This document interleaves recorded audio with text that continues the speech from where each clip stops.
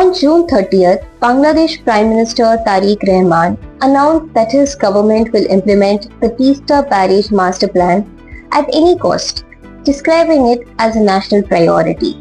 The announcement comes just days after Bangladesh and China agreed to strengthen cooperation on the management of the Teesta and other rivers. China, however, clarified that its cooperation with Bangladesh does not target any third country and should remain free from external influence. During his visit to China, Rahman said water scarcity remains a major problem for people in Bangladesh, Rajshahi and Rangpur regions. He said the government was working to address the issue and had also initiated plans to build the Padma barrage to store excess monsoon water for use during the dry season.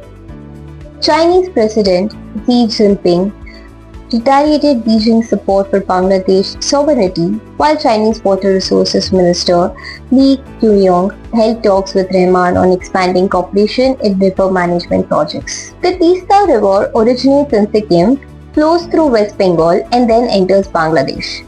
Its proximity to India's strategic Siliguri corridor makes the project geopolitically significant, with experts saying China's involvement could have implications for India-Bangladesh relations.